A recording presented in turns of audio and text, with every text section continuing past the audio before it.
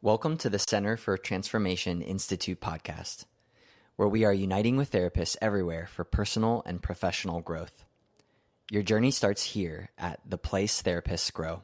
So Alex, welcome again. Thank you. Yeah. Glad to be back. I know, it's good to have you to be able to kind of banter about some of these life model things with. Alex is interning at the Center for Family Transformation office. Mm-hmm. Yeah. And that is the private practice that I direct here in North Carolina. Yeah. Yeah, so you've been here for about 5 weeks now. Yes. Yeah, it's been going good. You know, there's challenging things about doing an internship, but it's been really good, and I've really enjoyed it. Yeah. It is quite the transformation to grow in from just someone in the population to an actual therapist.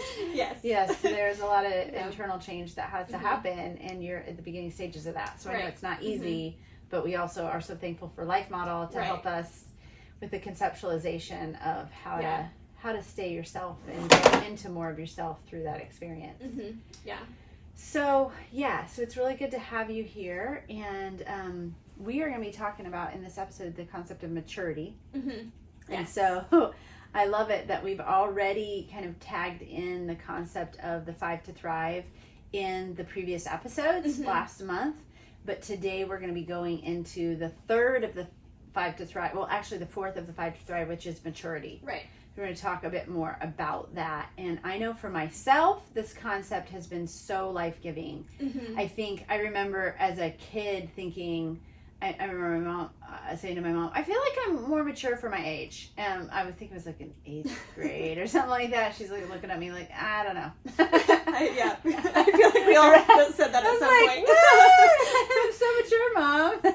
And I think that my concept of maturity as a kid was so much different than it is now. Right.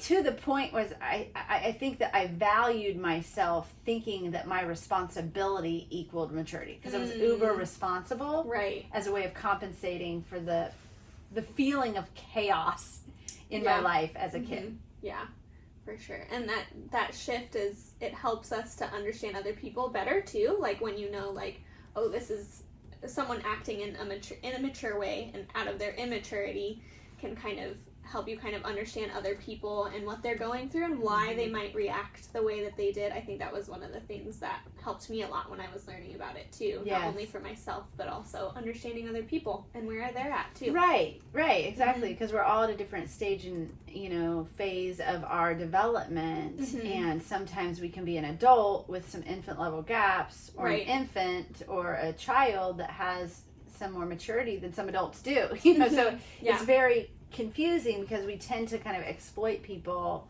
in their weakness when they should be acting older than they do. We get annoyed, and Life Model helps us along that way. And so we have already done a whole series on maturity, and so if listeners have not listened to those past episodes, it definitely would be beneficial because this is a huge concept. Yeah. But today's episode is going to be focused on maturity and how it fits in the 5 to Thrive. Right? And so I know for the AACC conference that we just went to, our group just went to, our counseling group, we went with the intention of talking to therapists there. There were 7,000 therapists at this conference. It was incredible. Yeah.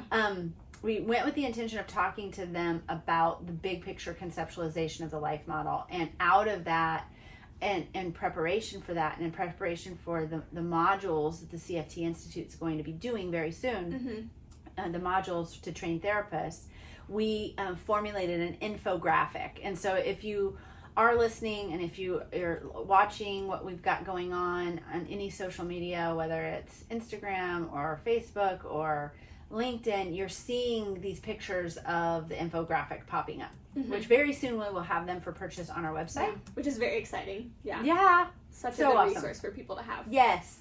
But our goal was, we did do, Kyle and I, the other content creator for the CFT Institute, we formulated this infographic with the help of Hannah Santee, who's a graphic designer in Nashville. She did a great job. And we formulated it as a big picture conceptualization that people can see, because Life Model is like a deep well. Yeah. If you start opening one book, you're like, oh my goodness, this is big. Yes. And if you're a busy therapist, it's so hard to, pull all the information together. So it gets kind of confusing, although it's so brilliant. Yes. And each book that you read, even though it's similar concepts or the same concepts, you're getting more depth and more understanding, and then you're trying to connect the dots. How does this all fit? And it can be a little overwhelming. So having this graphic, to me, I was like, oh my gosh, I'm so excited. Yes. I remember when I was first learning about it, it was, I was working with my friend Tina Weiner, who's a therapist in town as well. And we'd go to some of the trainings and we'd look at each other like, I've heard this before. But all of a sudden it seems like I've never heard it before. Right. Almost like our brains were like melding the information in a different way, integrating the information in a different way.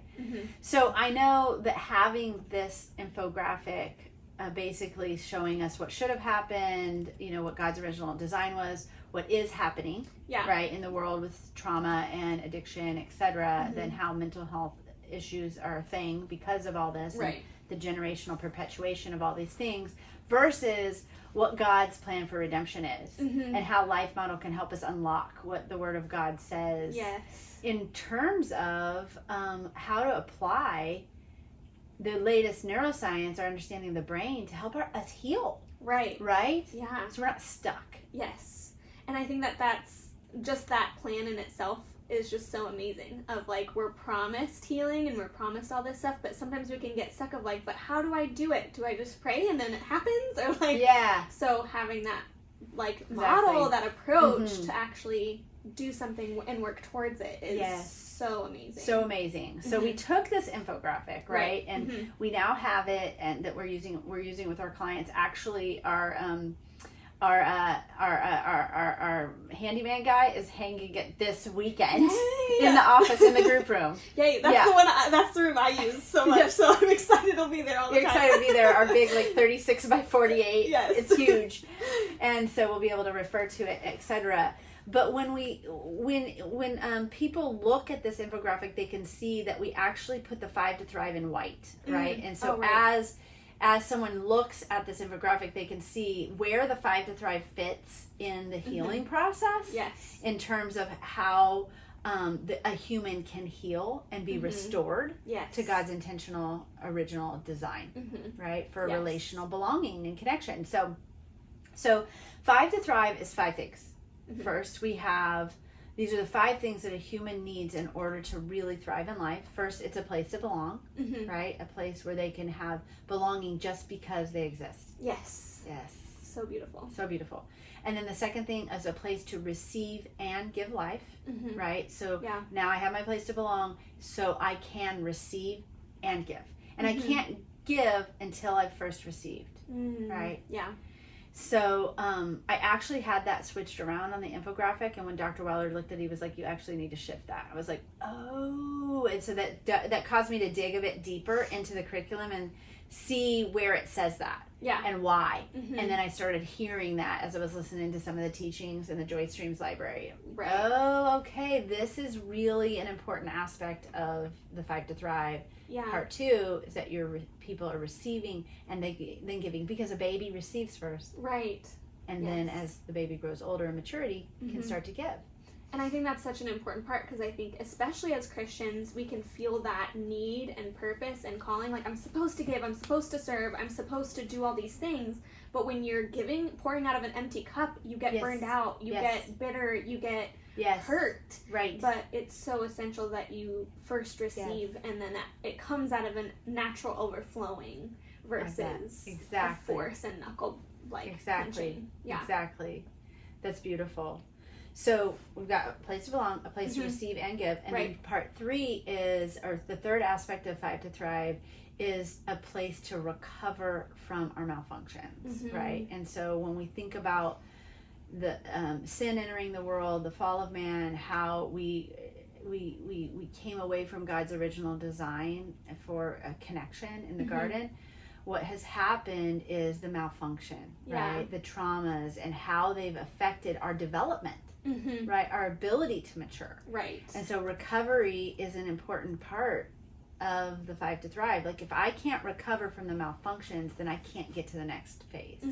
So that was the last episode we did. Yeah. And now we're going to part 4 of 5 to Thrive, which is maturity. Yeah. So if I have and am in this process of recovery, then my brain can go more into this place of maturity. Right. Right? Yeah. Then I can get to 5, which is learning to know my heart or growing in my identity. Right. So I'll say in terms of maturity, it's really interesting because I am a sex addiction therapist, and you have seen this in play at this point in with some of the clients that I work with and how you've sat in some of the sessions. But what I notice is when there has been betrayal in a relationship because of someone's immaturity and they have a compulsivity around sexuality, right? They oftentimes have betrayed their spouse, whether it's through pornography or through actual infidelity.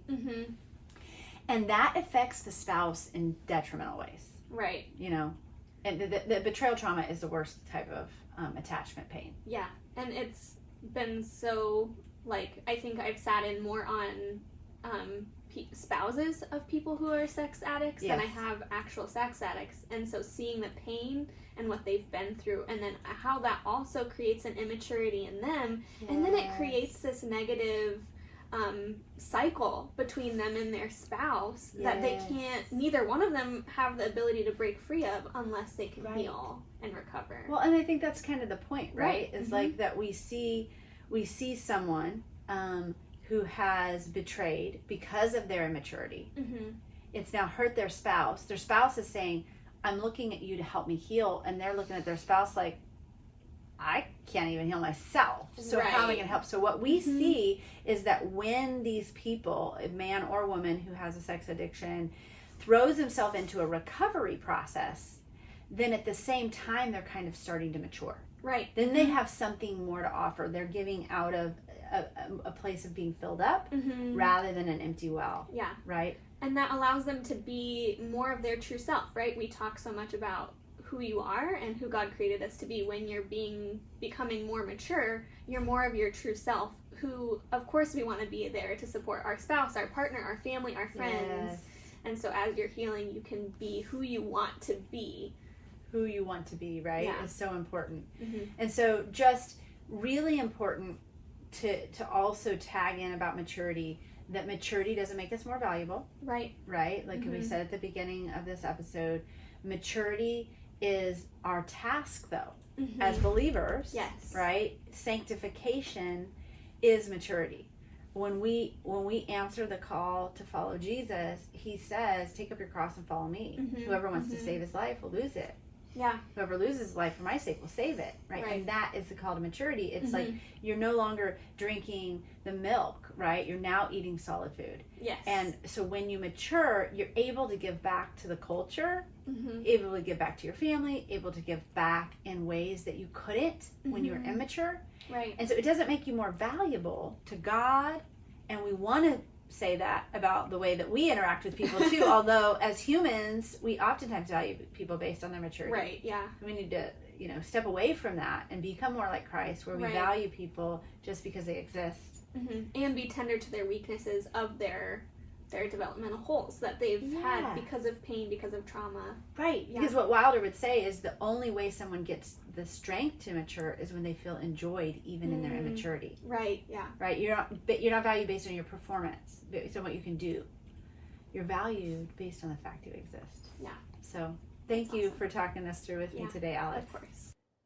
Thanks for tuning in to this week's episode of The Place Therapists Grow. We hope you will join us next Monday. To expand your knowledge and continue your growth journey, go to cftinstitute.com and take our assessment. See you next time.